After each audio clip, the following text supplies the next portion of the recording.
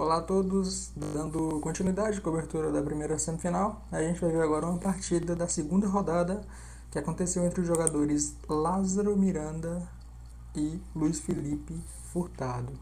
Bom, essa é daquelas partidas assim que é bem interessante você ver como é que o lado vencedor conduziu a partida, porque ela mostra assim, um controle de contra-jogo bem interessante e chega a ser até bonito o domínio posicional que as peças brancas vão ter nessa partida.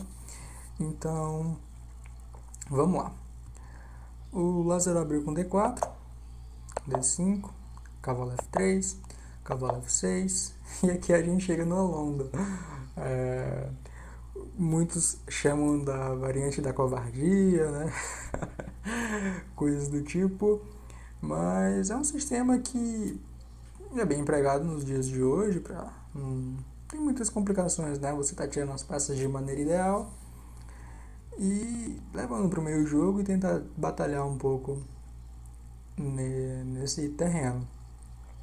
E muita gente não gosta e tal, mas uma dica de xadrez é o seguinte: se o Magnus Carlsen joga alguma coisa, pode ter certeza que aquilo é bom. Ainda assim, ainda que você não conheça tanto assim das posições, se você só joga ali os primeiros lances que ele gosta de fazer, pode ter certeza que a posição é consistente e ela é interessante para você pressionar e tal. Eu falo isso por causa de uma variante contra o Gambito do Rei, que é a Alpocense, que eu passei a jogar depois que eu vi ele jogando um Blitz na internet.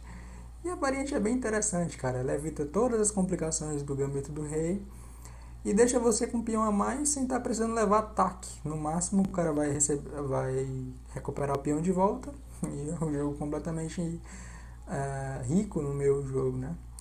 Então, dando continuidade a essa dica de ouro, que é quer jogar bem, jogue o que o Carlsen joga, principalmente como ele joga. Então, vamos lá. Depois da London, veio o C5, natural, questionando no centro. C3 para defender, cavalo C6.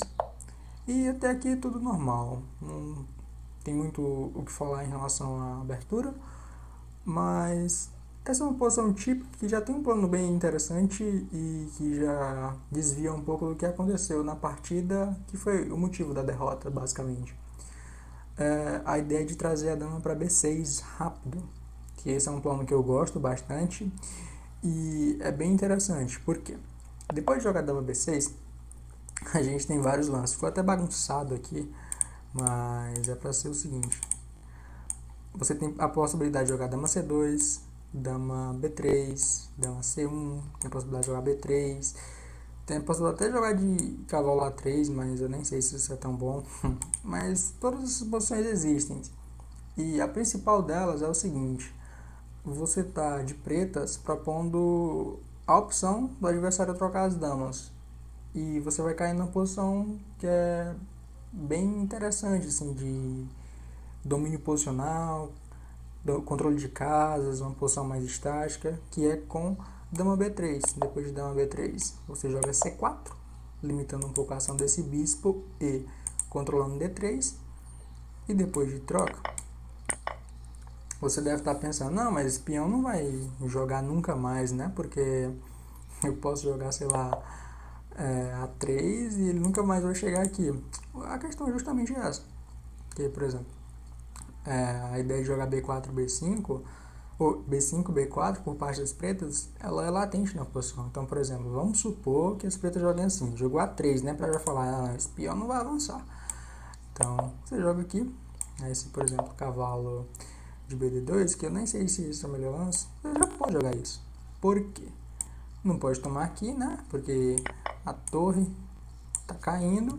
E se tomar aqui, eu posso retomar, ameaça no mate. Opa, ameaça no mate. Ameaça no cheque, no dano duplo. E o peão foi eliminado, o peão que estava dobrado. Então, as brancas têm que jogar de outra maneira. Então, essa posição aqui é bem rica de nuances estáticas. A maneira mais interessante de você jogar é controlando essa casa de E4 e tentando mobilizar esse avanço para debilitar a ala da dama. Colocando, sei lá, uma torre aqui, esse cavalo sai de mau jeito, não sei, mas enfim. Não aconteceu nada disso e é importante saber disso para entender por que é que deu errado da maneira que foi na partida. Por exemplo, na partida, o Luiz Felipe seguiu com G6, que já leva para outro tipo de posição, que também é interessante. E essa posição lembra um pouco a Grunfeld, com o bispo em F4, só que o peão teria que estar em C4, né, por parte das brancas, teria que estar aqui. E o que é que acontece? Quando é na Grunfeld, esse plano de G6, ele leva para outro tipo de ideia típica, que é o seguinte: cavalo de BD2, né, que são os mais corriqueiros, bispo G7, bispo E2, querendo rocar, aqui, aí roque também, roque, e que tem uma manobra bem típica que é, vamos ignorar que esse bispo aqui pode ser atacado, beleza? Ele pode jogar, por exemplo, a ideia de cavalo de BD7, que eu nem sei se é bom, só tô querendo falar um pouco as ideias. Com a ideia de jogar E5, para liberar um pouco as peças brancas. E esse vai cair, por exemplo, numa posição de catalã reversa, que nem é assim talvez o melhor plano para as pretas, mas é um plano típico, que vai liberar suas peças. E é isso, cara. Você vai conseguir um meio jogo bem tranquilo. Por exemplo, troca. Toma um cavalo aqui. Geralmente trocam com o cavalo. Toma aqui. E de pretas você já tem até uma estrutura, uma vantagem de espaço. Mas a estrutura das brancas é bem sólida. O bispo está para fora da cadeia de peões. Então, essa diagonal é importante. O cavalo pode pular para cá. Tem umas ideias de jogar... Não tenho as ideias porque vai dar muitas forças pro bispo. Mas é bem rico de nuances a posição. Como vocês podem ver pelo book, é bem equilibrado e tem boas tendências de empate. Então, retira no book. Depois de jogar G6, seguiu o desenvolvimento normal e jogou dama B6, né? E aqui o Luiz Felipe não entendeu muito bem a posição. Não sei se ele não conhecia, mas ele jogou esse bispo F5. E o bispo F5 ele perde no ato, não. Ele é inferior, é um erro claro assim no ato. Porque a ideia aqui continuava sendo avançar, né? O peão de C4 para propor as trocas e vai mais ou menos continuar naquelas ideias que eu falei, né? O B5 continua sendo um tema para as pretas, porque, por exemplo, se A4, B5, se E2, por exemplo, já tem B5 de novo.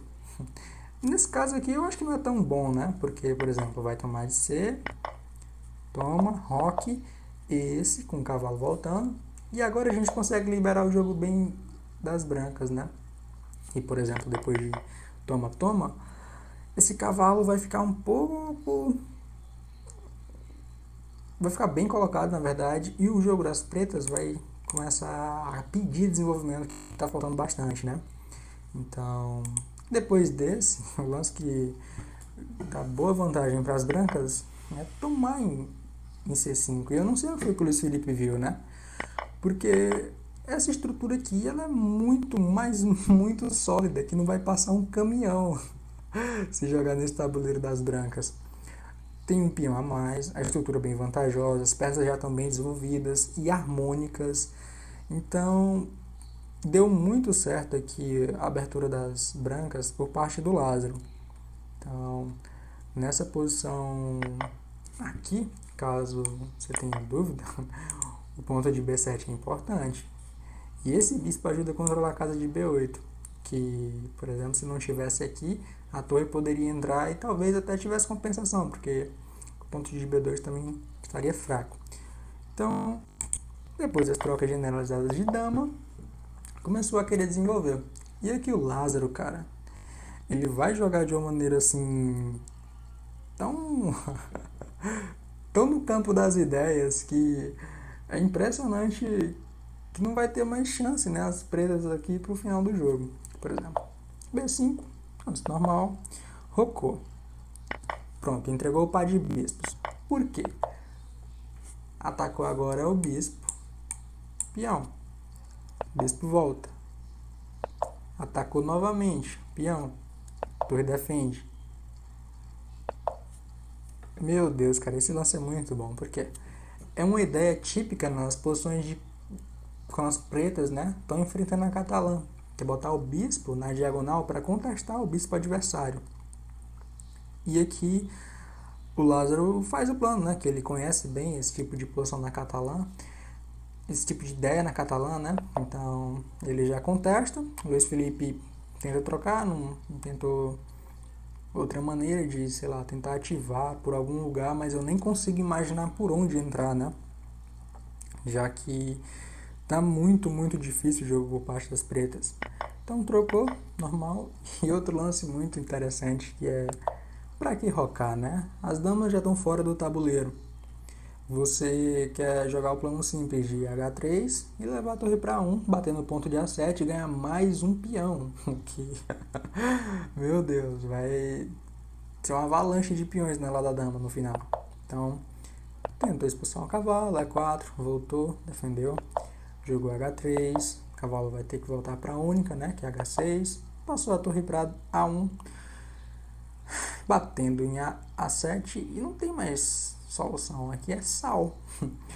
Então, defendeu A7, trouxe os cavalos, né, manobrando, levou para o ponto de D3, o bispo atacou a torre volta para uma casa interessante, né, que pode ter algumas ideias de atravessar, já que esse peão aqui, ele tá muito bem protegido e esse cavalo é a única peça que vai poder atacar esse peão, né? Ele tá a 2 movimentos de fazer isso e qualquer coisa eu só posso mover a torre para cá, que vai estar protegido. Então, trouxe o cavalo, né? E aqui tentou romper no centro para criar algumas casas de entrada para o cavalo. Aí jogou o cavalo E6, jogou F3, defendendo, ponto de E4. Jogou D4, que já é falta de esperança mesmo, tentou mobilizar alguma coisa, não sei. Até mesmo se tomar é bom, mas nem precisa. Não, tomar aqui com certeza não vai ser bom, né? Mito. Esquece que eu falei. Então, depois de D4, você pode tomar, né? Que esse peão aqui tá recapturando e continua controlando essa casa. E a gente vai ver que mesmo esse cavalo centralizado, já que está em E6, né?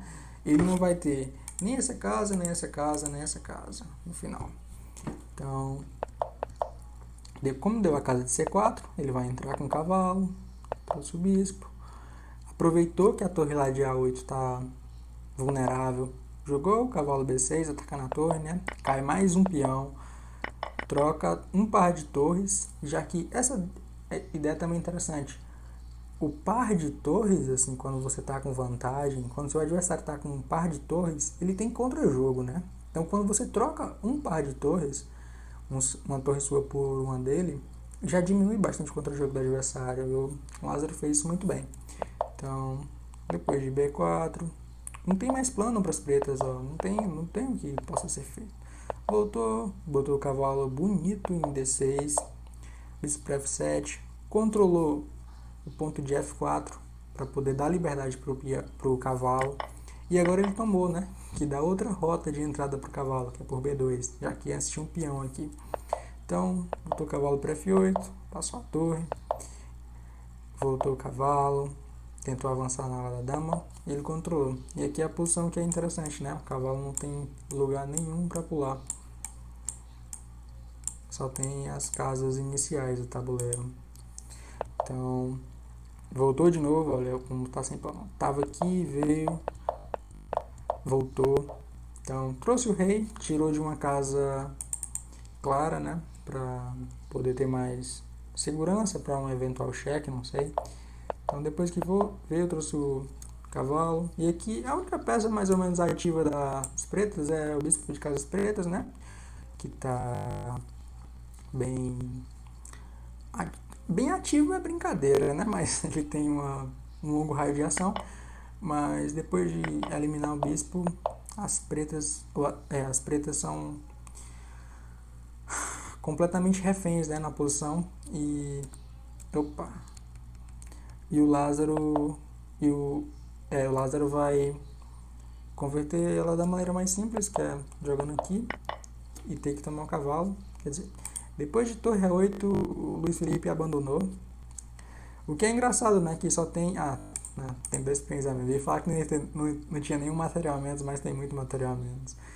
Então, por exemplo, única e cai o cavalo. E a torre nem o rei podem se mexer direito. Por exemplo, joga a torre para A7 e tá caindo. Se joga depois desse rei pra cá, tá meio que vindo com a torre pra G8, tá caindo aqui, né? Tá ameaçando jogar G7, trocando tudo. Então, foi uma boa partida, né, do Lázaro. E como ele ganhou também a terceira rodada, já dando um spoiler, eu não sei se a dele vai ser a mesma partida, ou vai ser a partida também que eu vou analisar, porque eu queria cobrir um pouco mais os outros jogadores. Então, valeu para quem assistiu, até o próximo vídeo.